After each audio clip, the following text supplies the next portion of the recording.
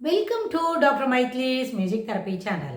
இன்றைய பதிவிலையும் நம்மளோட பழக்க நடத்தைகளில் எத்தகைய மாறுதல்கள் இனிமையை தரும், how we can emotionally build up our self, emotionally express matured behaviour என்ற தலைப்பில் சில செய்திகளை நம்ம பகிர்ந்துக்கலாம்.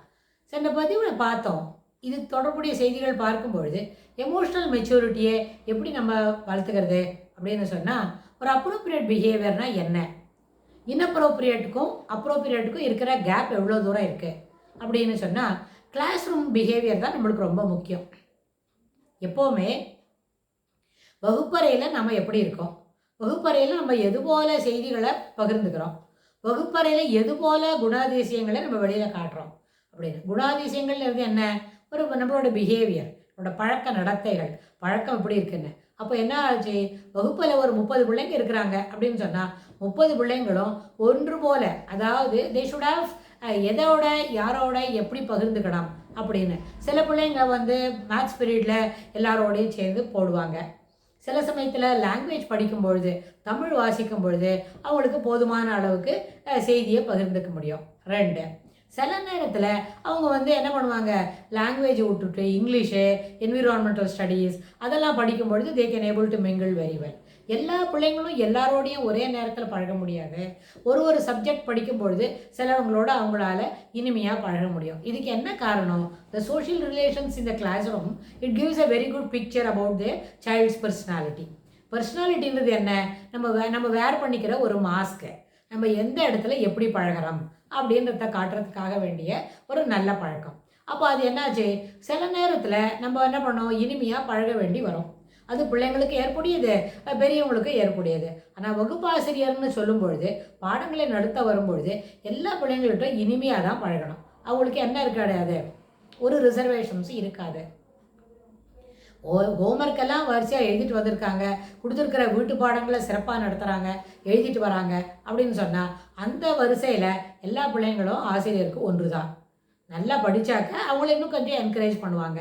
சுமாராக படிக்கிறவங்களுக்கு கண்டிப்பாக நீ நல்லா படிக்கணும், யூ கேன் புட் ஃபோர்த் ஒரு எஃபர்ட்டு, கொஞ்சம் முயற்சி செய்தால் இன்னும் கொஞ்சம் நிறைய மார்க் வாங்கலாம் அப்படின்னு சொல்லுவாங்க. மதிப்பெண்கள் உன்னுடைய நிலைமையை வகுப்பறையில் உயர்த்தும் அப்படின்றத அடிக்கடி எடுத்து சொல்லுவாங்க. அப்புறம் சரளமாக படிக்கிறதுக்கு தயார் பண்ணுவாங்க. ஏன்னா பர்சனாலிட்டின்றது வகுப்பறையில் பொறுத்த இருந்தாலும், வெளியில் வகுப்பறைக்கு தாண்டி வெளியில் கிரவுண்டில் இருந்தாலும் என்ன இருக்கும், நம்மளோட ஆளுமை திறனை அது வெளிப்படுத்த வேண்டும்.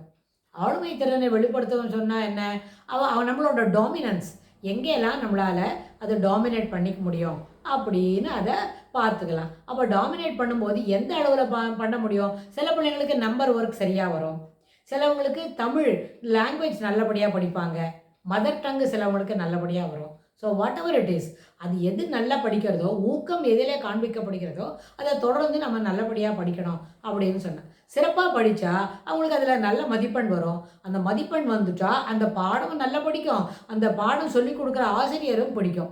ஏன்னா இதில் நிறைய பசங்களுக்கு பிகாஸ் சின்ன பசங்க இல்லையா, 3rd ஸ்டாண்டர்ட் 4th ஸ்டாண்டர்ட் தான் படிக்கிறாங்க, 10 வயசு தான் ஆகுறது அப்படின்னு சொன்னால், அந்த 10 வயதுக்குள்ளே இருக்கும்பொழுது தனக்கு எது பிடிக்கிறதோ, எது ரொம்ப இனிமையாக இருக்குதோ அதோடு கூட பற்று வளர்த்துக்கணும் அப்படின்னு அவங்களுக்கு தோணும். எப்படி யாரோட இருந்தாலும் படித்தாலும் படிக்காட்டியும் டீச்சர்கிட்ட மரியாதையாக தான் இருக்கணும், அப்படி தான் இருக்கணும், அது புரியறதுக்கு அப்போ வயசு இல்லை.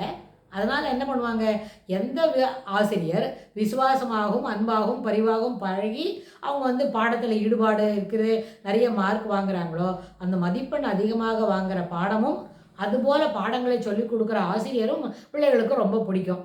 ஏன்னா அவங்க என்ன பண்ணுவாங்க, எமோஷ்னலாக அட்டாச் பண்ணிக்கிறாங்க இல்லையா, அதனால தான் அந்த லிங்க்கு. ஏன்னா அதுக்கு தகுந்த மாதிரி தான் அவங்களால அவ்வளோதான் பழக முடியும். ஏன்னா அந்த மெச்சூரிட்டி ஆஃப் லெவல் அந்த வயதில் அவ்வளோதான் இருக்கும். ஆனால் ஆசிரியர்னு வரும்பொழுது அவங்களுக்கு நான் வகுப்பில் இருக்கிற 30 பிள்ளைங்களோ 40 பிள்ளைங்களோ எல்லாரும் ஒன்று தான்.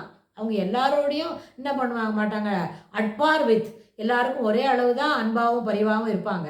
ஆனால் சில பிள்ளைங்களுக்கு அது ஒரு 0.01 பாயிண்ட் இருக்கே, அதுபோல் அவங்களுக்கு ஸ்புரிக்கமாக இருக்கும். They will perform very well in that particular subject. So அதுதான் லிங்க்குக்கு காரணம். ஏன்னா எமோஷ்னலாக அட்டாச் பண்ணிக்கணும்னு சொல்கிறது ஒரு வயசு தாண்டினா தான் நம்ம எல்லாவற்றையும் பொதுவாக கவனிக்க வேண்டும் அப்படின்னு தோணும். விருப்பம் இருந்தாலும் விருப்பம் இல்லாட்டியும் ஒரே மாதிரி தான் நடந்துக்கணுன்றது ஒரு வயது தாண்டின பிறகு தான் வரும். ஆனால் லோயர் கிளாஸில் அப்படி வராது. It relates to our emotion. ஒரு சில டீச்சர் ரொம்ப கடுமையாக இருக்கிறாங்க, கொஞ்சம் கோவிக்கிறாங்கன்னு சொன்னால் அந்த டீச்சரையும் பிடிக்காது, அந்த பாடமும் சரியாக படிக்க மாட்டாங்க. ஏன்னா there is some block between their emotion and learning. அப்படி இருக்கும். அவங்களோட படிக்கிறதுல இந்த எமோஷன்ஸ் வந்து குறுக்க நிற்கும். அதனால் அவங்களால என்ன பண்ண முடியாது, சரளமாக அந்த பாடத்தில் தன்னை பயன்படுத்தி தன்னை இன்வால்வ் பண்ணிக்க முடியாது, பங்கு பற்றிக்க முடியாது. அதனால கொஞ்சம் ரிசர்வேஷன்ஸோட காத்துட்ருப்பாங்க. இதுக்கு என்ன ஆகும், ஒருவேளை அந்த டீச்சர் மறுபடியும் நல்லபடியாக பசங்களோட பழகணும், கோவிக்காமல் இருக்கணும். இல்லாட்டி போனால் இந்த வகுப்பில் இப்படி தான் இருக்கும், இந்த வகுப்பு மாறுற வரைக்கும் அப்படி தான் நடக்கும். ஒரு சில நேரத்தில் அந்த சப்ஜெக்டை வேறு ஒரு டீச்சரை கூப்பிட்டு நடத்த சொல்லி நம்ம பார்த்தோம்னா we can able to understand very well. அப்போ அந்த டீச்சர் என்ன பண்ணுவாங்க, அவங்களுக்கு ஈகோ வந்து இடிக்கும். நான் தான் சொல்லித்தருவேன், நான் அப்படி தான் நடந்துப்பேன், நீ அப்படி தான் மார்க் வாங்கணும் அப்படின்னு கேட்குற டீச்சரும் இருப்பாங்க. ஆனால் அநேகமாக ஒரு ஆசிரியர் அப்படி நடந்துக்கிறதுக்கு வாய்ப்பில்லை. ஒருவேளை ஒரு சில பிள்ளைங்களுக்கு அது பிடிக்கலன்னு சொன்னால் we can change that. அந்த 2 சப்ஜெக்ட் மாத்திரம் வேறு ஒரு டீச்சர்லாம் நம்ம சொல்லி கொடுக்கலாம். நம்ம வீட்டில் நல்லபடியாக விசுவாசமாக பாடங்களை சொல்லி கொடுத்தா அது என்ன பண்ணோம், பிள்ளைங்களுக்கு அந்த சப்ஜெக்டில் ஒரு ஈடுபாடு வரும். டீச்சர் சொல்லிக் கொடுக்காட்ட கூட பரவாயில்ல, நம்ம அம்மா சொல்லி கொடுக்குறாங்கன்னு சொல்லி. அதனால் பாடங்களை படிக்கும் பொழுது எந்த பாடத்துக்கும் விருப்பு வெறுப்பு எதையும் வளர்த்துக்காமல் பொதுவான அளவில் இருக்கணும்.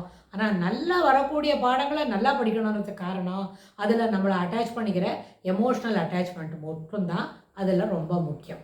அதனால் நிச்சயமாக நம்மளோட உணர்வுகளை பரிபூர்ணமாகும், உணர்வுகளை சரியாகவும் பாடங்களோட நம்ம கனெக்ட் பண்ணிக்கும் பொழுது சிறப்பான பயன்பாடு அது எப்படி இருக்கும், சிறப்பான நம்மளோட பர்ஃபார்மன்ஸ் அங்கே நம்ம வெளியில் சிறப்பாக காட்ட முடியும். பர்ஃபார்மன்ஸ்ன்றது என்ன, நல்ல மதிப்பெண்கள், சிறப்பாக அது fluency and reading, ability to write proper, இது எல்லாமே அதில் வரிசையாக வரும்னு சொன்னால் அதுக்கு என்ன காரணம், emotionally we are linking our self with the subject அப்படின்னு அர்த்தம். ஏன்னா இது லோயர் வகுப்பில், வகுப்பில் இதெல்லாம் ஏற்புடையது. ஒரு 6 அல்லது 7 வகுப்பு வந்த பிறகு இதுபோல் ஒரு மைண்ட் செட் வளர்த்துக்காமல் அது எப்படி வளர்த்துக்கணும்னு அடுத்த பதிவில் நம்ம சிறப்பாக பார்த்துடலாம்.